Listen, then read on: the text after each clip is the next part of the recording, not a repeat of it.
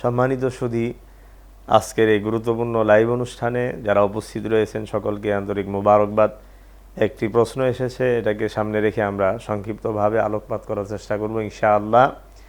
ইয়াজুজ মাজুজ কি, তাদের পরিচয় এবং তারা কোথায় আছে, তারা বের হবে কবে।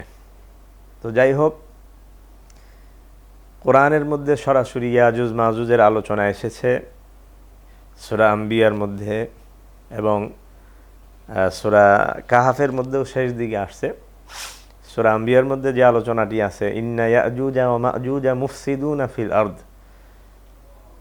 যে নিশ্চয়ই এই ইয়াজুজ মাজুজ সমাজের মধ্যে, পৃথিবীর মধ্যে বিশৃঙ্খলা সৃষ্টিকারী, ফাসাদ সৃষ্টিকারী একটি জাতি। তো কোরআন এবং হাদিসের আলোকে বোঝা যায় তারা মানব সম্প্রদায়, তারা মনুষ্য গোষ্ঠীরই অন্তর্ভুক্ত, তবে তারা পৃথিবীর মধ্যে বিপর্যয় সৃষ্টিকারী, ফাসাদ সৃষ্টিকারী একটি জাতি। তারা খুব সুঠাম দেহের এবং বিশাল দেহের অধিকারী ছিল, খুব শক্তিশালী একটি জাতি।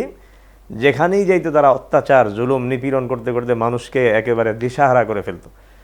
তো তারা পৃথিবীর এক প্রান্তে বসবাস করত এবং লোকালয়ে এসে তারা লুটতরাজ, মানব হত্যা, বিশৃঙ্খলা, যত ধরনের ত্রাস, সন্ত্রাসী কর্মকাণ্ড তারা আঞ্জাম দিত। তো হযরত বাদশাহ জুলকারনাইন তাদেরকে প্রাচীর দিয়ে, লোহা দিয়ে, আগুন দিয়ে বিশাল প্রাচীর নির্মাণ করে তাদেরকে চিরতরে আবদ্ধ করে দেয়।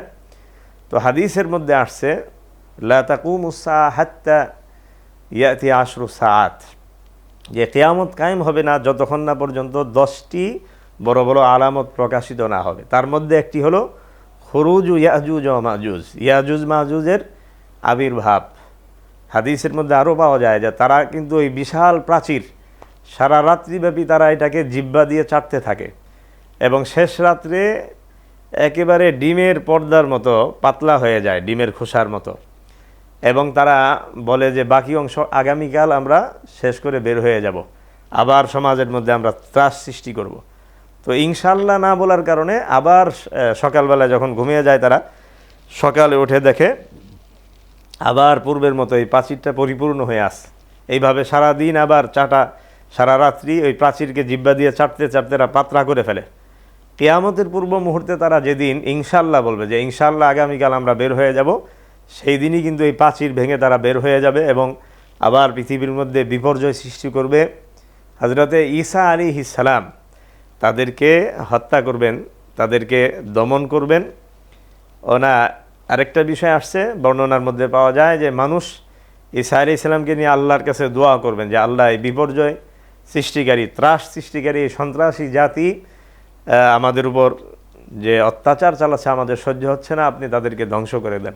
তো আল্লাহ তাআলার পক্ষ থেকে গজব নাজিল হয়, এক ধরনের পোকা নাজিল করবেন, তাদের শরীরে পচন ধরবে, এইভাবেই তারা মরে একেবারে দুর্গন্ধ ছড়িয়ে যাবে। আবার আল্লাহ তাআলার কাছে দোয়া করার পরে আসমান থেকে বৃষ্টি বর্ষণ হবে, বিশাল বন্যা প্লাবিত হয়ে যাবে, এই দুর্গন্ধ মুক্ত করে পৃথিবীকে আবার পবিত্র করে আল্লাহ পাক পুনরায় সেই আগের পরিবেশ ফিরিয়ে দিবেন।